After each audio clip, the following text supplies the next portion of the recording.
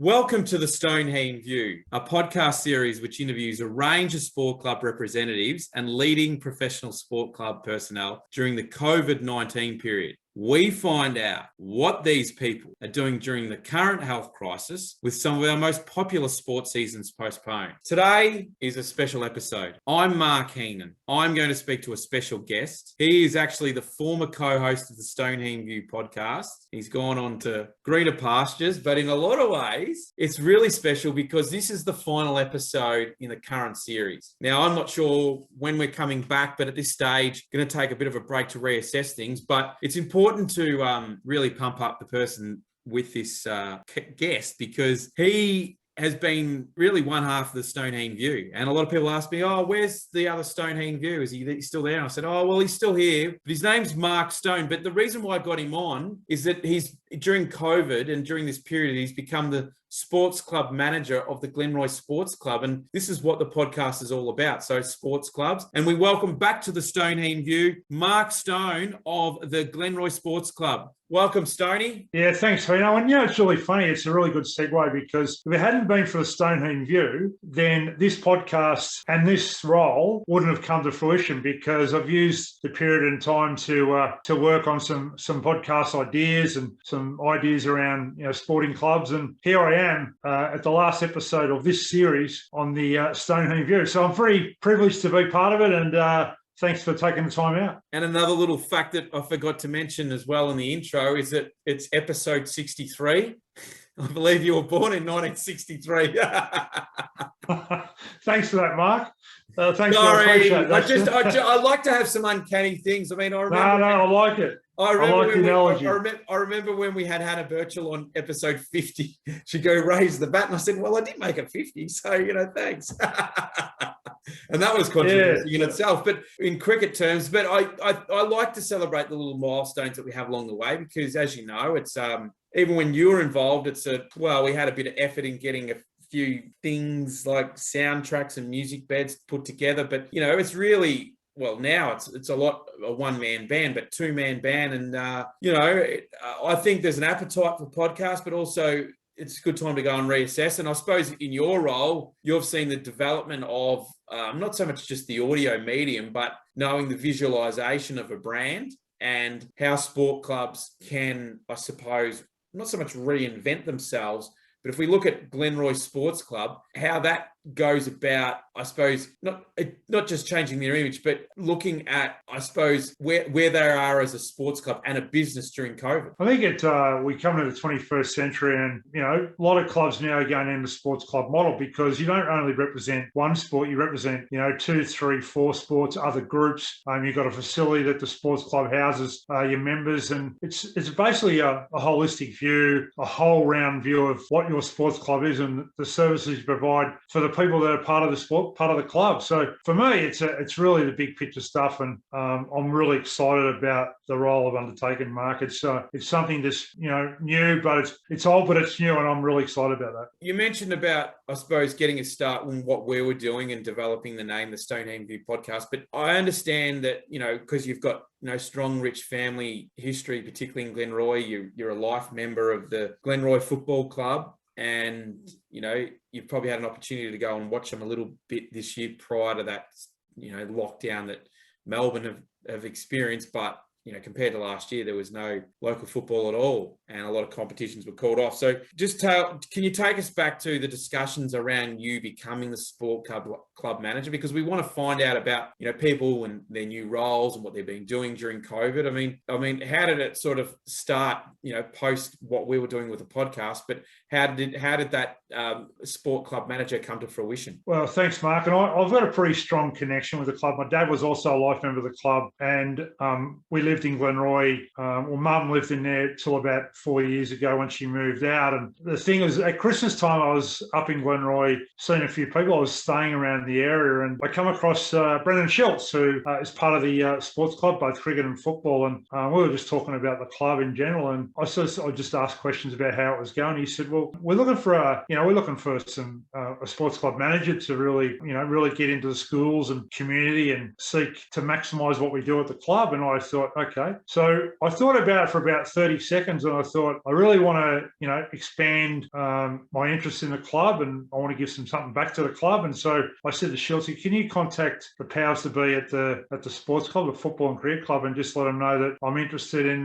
getting involved. And basically that's where it was through a conversation with a person that's been around. Brendan's been around the club for a long, long time, and he's also a fellow life member. And it come from an idea, and here I sit. The way I've wrapped that up a bit, in some ways, not only have you got to be a self-starter and a go-getter, but I think, with some of the ideas that you formed, particularly during COVID, not just with what we're doing and how that started, but developing new initiatives and trying to enhance community sport. So, if we look at the Glenroy Sports Club, and I know that you work closely with the Moreland City Council, is that if we look at it from afar and those sports that are involved, obviously your football club, your cricket club, you've just appointed a new cricket coach, and you had him on your little show as well, and that was a good little get. And you've also got netball, Auskick, ladies football, junior girls football. So you've got a bit of a wide variety of not just sports but activities involved at the Glenroy Sports Club. Yeah, so we got ladies cricket, and we had the coach on a couple of weeks ago on the sports club podcast show, and we want to really expand the ladies cricket and expand the netball club and netball teams, and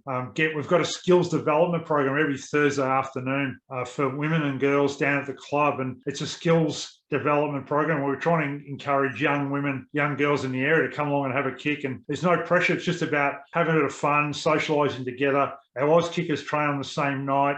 So we want to encompass the whole club to get a whole club feel. And that's what the community is all about. In any community is to bring a whole lot of people together, collectively to have sport, have social time, to really create a community in what you're doing. And that's what I want to try and generate is, more women to play, more groups to get involved with the club, the use of the social rooms, which is another aspect, but really bring the club collectively together as one, and for a big picture. That's what I'm after. How challenging is it for the sports club community of Glenroy to want to go back to sport? Is there a real appetite for it? And what do you see as some of those challenges? Yeah, I think good question. I think that there's been right across the board, there's been a drop-off, and even the president of the football club, Murray, has highlighted the fact that at times to the council that there has been a drop-off in volunteers, there's been a drop-off in participation, especially at junior level. So it's now up to, we've got a really great bunch of people in both communities, the cricket and football club. The ladies on the junior side at football at the moment are really working hard with this skills development, with the Auskick. We have to work really hard. We've been working really hard as far as connecting with the community,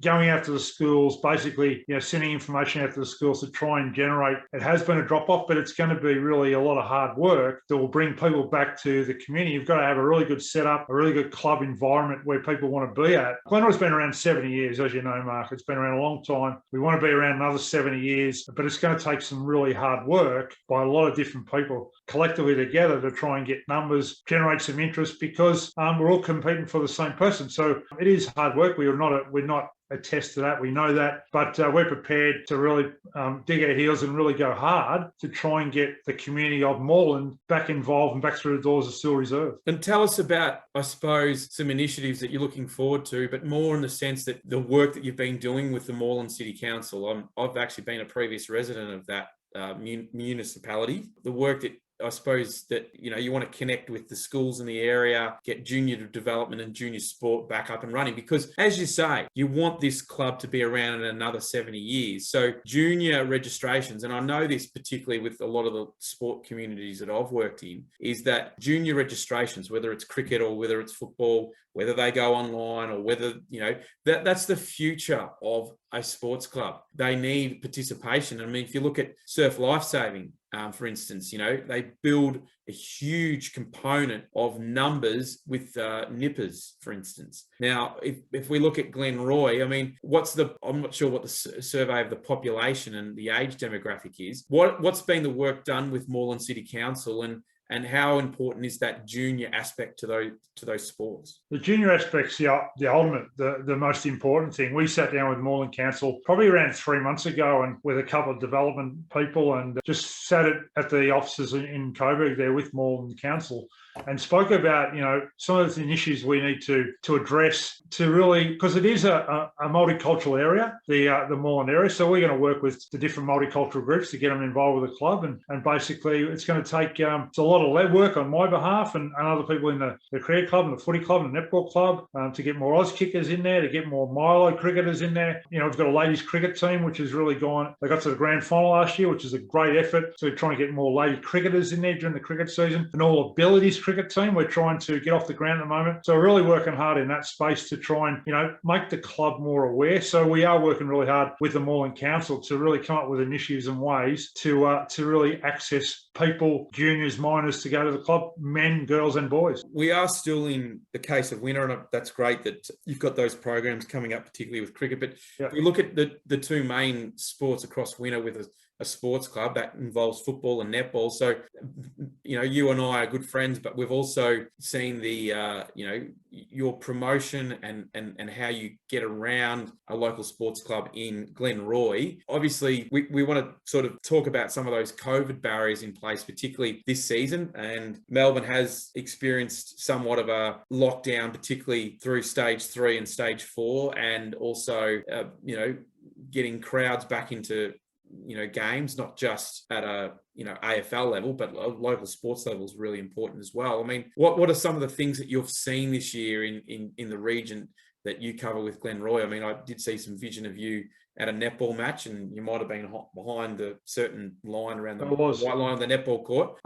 What are some of the things that you've had to do? I mean, I know with the local football club that I sponsor in the Ocean Grove Cobras, first week it came back, for instance, we had to, just do the checking, the QR code checking. It's very hard to police that in a lot of ways. So what are some of the things that you've seen from a COVID point of view at the local sports club in Glenroy across this season? Well, we have QR codes to get in the club, both in the change rooms, also in the social rooms. So we have a QR code set up. The other week, when the juniors come back to train, we have a QR code table set up where, the masks were involved. So we were really QR code focused, and you have to be. It's by law, and we don't want to be transgressing anyway there. But so we were just monitoring how many people and obviously distance and people they weren't using the club rooms at all because we weren't allowed, but it was prohibited. So we're doing everything we can, and it's just about, I suppose, promoting via social media, Mark, and really communicating what is happening. And with kids are really resilient. They, all they want to do is get out and have fun. And I think, like I said, the girls on the junior committee are doing a wonderful job by being proactive and communicating with all the kids, all the boys and girls, that just all they want to do is go and kick a football. All they want to do is go and participate, be with their friends, and that's the hardest thing. That we've had 4 lockdowns, but we've had to really manage it. And I think that our club's been really proactive in trying to manage those issues that have come up in the past. I wanted to ask you about how the club has communicated. You might have been sitting around and talking about this with other people, but I presume particularly at Glenroy, whether the football club has a board or the football and netball club have a board, and whether you've been, on those Zoom chats, or how's the communication sort of a board committee level, particularly with the football and netball club. I assume that they're not separate, but how has that worked during this sort of stop point and where we've had a lockdown? Yeah, I think Zoom's been a favourite of everybody. I think Zoom's been a really good communicative tool, and the phone, use a mobile phone. There's things that I think they were born 20 years ago, 30 years ago, I think, the mobile phone. So, there's always communications in sports club, Mark. Whether it be cricket, football, netball, Auskick, we're always talking about the betterment for the club. And so has that been weekly for you? Is that been weekly for you? Because you might not all. I don't. I'm in a more of a strategic role. My job's all about the sports club and the bigger picture stuff. Where I'm about the brand Glenroy Sports Club. I'm about making sure that the cricket and the football and netball and all our clubs are working together as one to get a common goal to make our sports club bigger and better. And that's what my role. Working with the council. So it's a real strategic role, not your day-to-day type role. And that's basically... So big part of that is grants and putting in for grants. And obviously the council's probably seen some challenges during this period.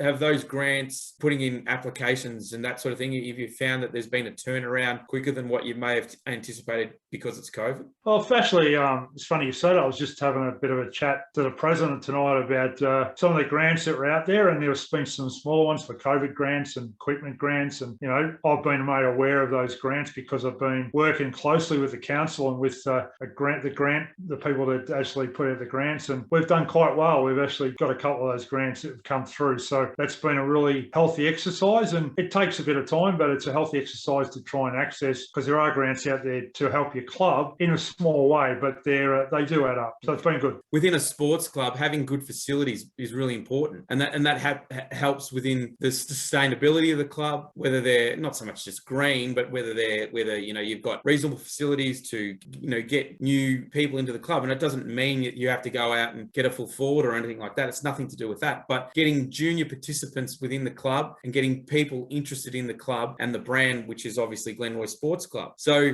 knowing the facilities that you work with, or the facilities that there's going to be footprint there, Stoney, of the club. Well, the sports club is there for facilities, for uniforms. Like if netball girls need some uniforms, we've just had new lights put in recently. We're looking to get some netting at the end of the back of the goals. So the sports club will work with the help of the Strathmore Community Bank, which is a sponsor of the sports club, for cricket, football, all our sports, our facility, that'll help us get those facilities and the equipment that we need to make sure the sports get on the ground. They look really good, and it's about the image we can uphold at the sports club to generate and get more money, more people into the club, and that's what we want to do, try and get more people.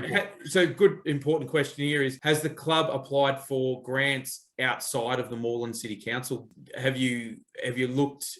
Can you get, when we say with other sports clubs, ones that I know, they might have funding from 3 tiers of government, for instance, whether it's local, state, as in state politics, state government, or federal government.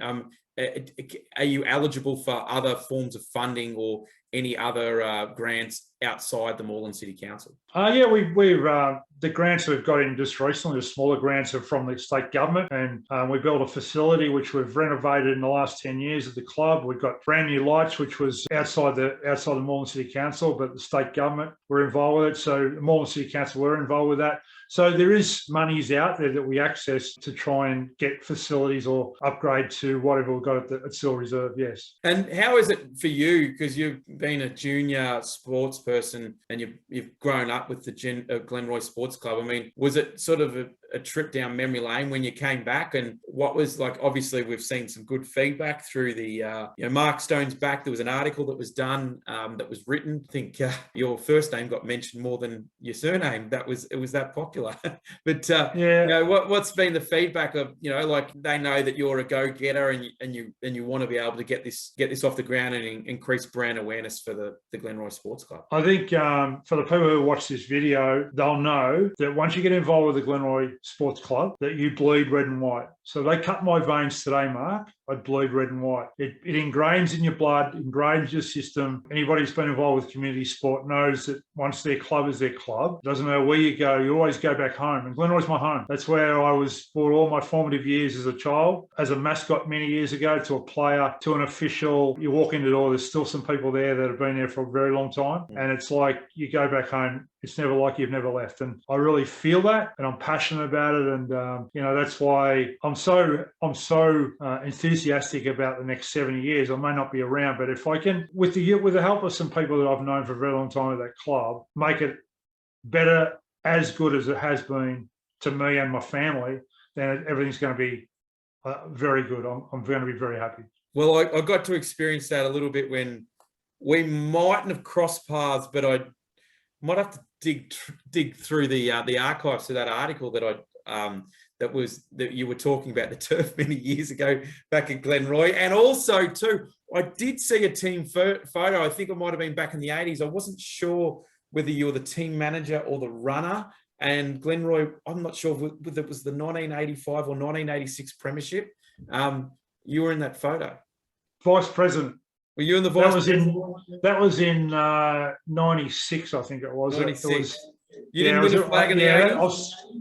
In the 80s, we were a very dominant side, and I think I might have been vice president at one stage, but that's a long time ago, Mark. No, I didn't. I wasn't trying to age you, Stoney, because you're always vibrant and young enough for your the way you go about things. You're an ageless man, Mark Stone. But but there you go, Stone. This is ageless and Stone that just go together. But no, I thought I saw something. You might have remembered it even within tennis clubs. The way they frame the photo and those sorts of things. And there was a certain style to back then. So I guess in some ways, the people that have been around the Glenroy sporting clubs for many generations, or family name, I mean, is it good to reacquaint and I suppose catch up with them again? I actually, it was really funny because one of the first functions I went to a few months ago now, actually, was the golf day. And, Murray, the president of the football club, said, I want you to come out to the golf day. And, it was pretty early, 7 o'clock. And Kevin Bartlett was actually the special guest speaker. And he goes, hungry for sport. KB, I've known for a while. And he said, Stoney, is this your club? I said, yeah. He said, you're on a good winner here. And then we went out to the golf course. And a lot of the people that play in golf were ex-former teammates and people that have been around the club for a long time. It was a really humbling experience. It was fantastic to be part of the golf day, which has been a great event on a yearly basis for years now. So it was really good, and you never leave home. It's always there for you, Mark. Absolutely. And was it an easy decision for you to sort of go back? And I suppose what was the good things that come out of COVID for you as a person? I mean, obviously you've got a business called Media Advisory Services, and you've got fingers in a few pies, as I always say, and that's always a good thing to do because, if one thing's short, you can turn to another thing. But yourself, like, I suppose if it wasn't for COVID, and not so much this podcast, but if it wasn't for COVID, maybe this role wouldn't have occurred. Yeah, that's very true. I was actually, as I said at the start, I was in Glenroy in Christmas time because I had some time off from the airport where I work down at Avalon. And the fact of the matter is I was up visiting some family and thought I actually called into the club. It's when you drive past Still Reserve, it's quite interesting that once you've been there, it's like it becomes, the car just starts to turn that way. And I drove past and I thought I've got to call in. And anyway, I went to Brendan's place. It doesn't live far from the ground. And next thing I know, I'm in his lounge room talking about football and cricket and talking to his son because his son's in the video. And next thing is that I'm speaking to the president about being involved with the club, and I couldn't be happier.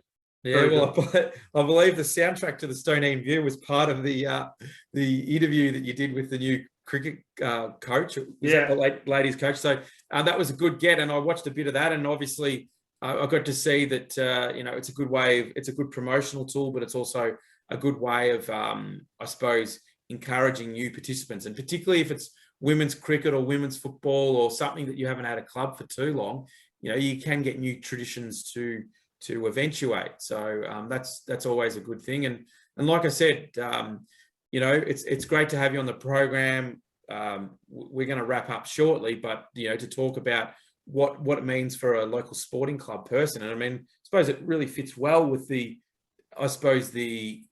our genre in terms of how we communicate. We want sport clubs to share this podcast because it's about the sports club and it's about encouraging people to get active and get to play sport and ensure that, we have a vibrant and sustainable community, and relationships may have had an impact because of COVID and how we communicate, but we can still get out and get fresh air and we can still play, which is the main thing. And I really appreciate what you've done and how you've sort of set up this role and being part of that. How can people get in touch with you about the Glenroy Sports Club? Yeah, basically, we're building the sports club website at the moment. So that's actually that'll go live in a few weeks' time. But they can, either get on to just Google Glenroy Football, Glenroy Cricket Club. And we are obviously, I'm looking forward, and cricket's coming up in the summer. So I'm looking forward for some new members of the cricket club. We've got a new coach. We've got a ladies team there. So we're going to have an all-abilities team. We're going to try and get that off the ground. So, if you're in the area, drop in at 33 Glenroy Road in Glenroy. Just drop in. The light's always on, so make sure you pop in and say hello and check out the websites, Glenroy Footy Club, Glenroy Cricket Club at the moment, and our sports club. Just watch out for Glenroy Sports Club. It'll be getting live or coming live in the next few weeks, and that'll be great when that happens. Yeah, and look, I understand you might not be the sponsorship manager or anything like that, but if they want to get in touch with you about some projects regarding the Glenroy Sports Club, what's your email address? And if you want to just go to Media Advisory Services or look up Mark Stone, Google Mark Stone and Glenroy Football Club, and you'll find my number. No problem at all. All right. Well, that's what we want to do. We want to pass on goodwill to the sports clubs and ensure that these sports clubs have a contactable, not just a good-looking face like you behind the camera. Can I just say that one thing? I think that what it's all about is creating an environment where people want to come and have a good time, whether it be a child, whether the person wants to be involved, because volunteers are massively important. You know, whether you want to get involved with your child, playing sport, being involved with sport, as you said, activities and being social is a really big thing, especially coming out of COVID. We need to get some fresh air and get out there. So just pop in, and we're a pretty welcoming club, and we want to be more welcoming as we go on. And that's why the new brand sitting behind me there is a really good thing. Absolutely. And I love the fact that it's come to life and you've got it there and your head's there. And yeah, as you said, it's really important to see the role that sport plays during this time. And, you know, regardless if we've had difficulties, particularly in the Melbourne region of COVID, you know, we need to, you know, we want people to continue on with sport and keep active. But like I said, Stoney, one thing starts, one thing stops. You've been a big part of the Stoned Heen View since its inception, since April, late April. We had Dean Casamento as our first guest, and we've gone right up until you. And obviously last week we had an Olympian on, when the Olympics are on next month. Three-time Olympian and Tamsin Manu, and we've had some big guests along the way. But yeah, you've helped me start up this program, and I'm not getting too emotional about it, but it's been a big part of my weekly schedule, and not just all the video editing and presenting and audio editing and scripting and trying to get sponsors along the way. But yeah, we've formed a really good a camaraderie and a good friendship regarding this. And like I said, you know, some of your work pursuits have taken you outside this podcast, but you've been a big part of it. And, you know, this has come to the end of the series. For Series 3, we had our summer series, and Ben Carbonaro co-hosted a little bit in between, and we had a few other co-hosts, and Shane Cuttajar was one, and we also had Brett Venables down from Anglesea as well. But we really wanted to thank you for coming on, but also talking about you know, how important the Stoned Heen View is, and it's been a big part of my journey since April last year.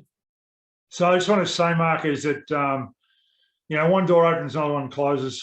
The fact of the matter is that we started it way back with Dean, way back in that first episode, and if that, and you look at the podcasting, and podcasting's become a big thing of communication, a communication tool right across the board with every sport, every association, every thing that happens, and everybody does a podcast, video cast. So we learned from that. You learn from that, from what you did in the first time, the first part of the year. And then I went out, did my own thing, and, you know, had to do other things. But we both learn a lot.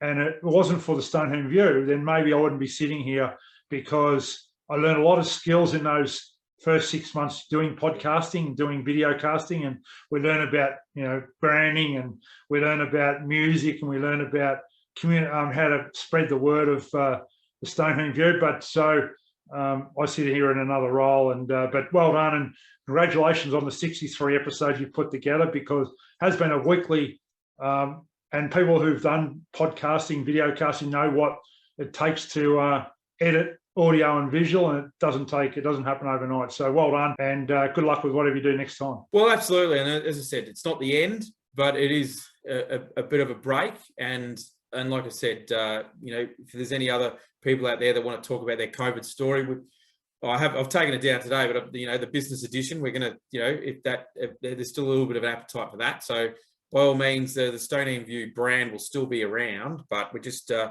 to take a bit of time for reassessment, and look, maybe possibly come back at the start of spring. What I was going to mention to you was that, yeah, two of those words that have come into my language is Mavavi and Audacity. So where would I be without those two things? Nowhere. Yeah, they've got me through long nights, early mornings of editing, and I know what you went through, and I got a lot more appreciation for you for the edits that you've done, particularly with the audio and the video and how that's done together. Because until you do the video edit, you don't really know what's involved and what you have to do. So I really wanted to thank you for coming on. It's quite fitting that we've got you on this episode to talk about your role with the sports club at Glenroy as a sports club manager. And like I said, we wanted to thank you, and it's great to have you on the program. So you can get in contact. Obviously, we have a guest in mind from sport at any stage, so you can get in contact, have a chat to us. If you've got something for any future episodes. We're going to put a bit of a stop for this series 3. Stoned Heen View still on Facebook. We're on Instagram. We're also available on the Apple Podcast Forum. You can subscribe. You can write us a review about any of the 63 episodes that we've done. We're on Spotify, and our launching platform is Podbean. We've got a YouTube channel. Thank you for your help with the Stoned Heen View YouTube channel, Stoney, and also a Twitter account at Stoned Heen View. This is the last episode for Series 3, so it's been a great delight. Stoney, thank you for all your help, and it's much appreciated. Thank you, Mark. Mark Stone, that is. Thank you, Mark. And until we meet again, this has been the Stoned Heen View for episode 63. We really appreciate your time. I'm going to take a well-earned break, and we'll never know what's on the flip side. We'll see you soon. Thank you.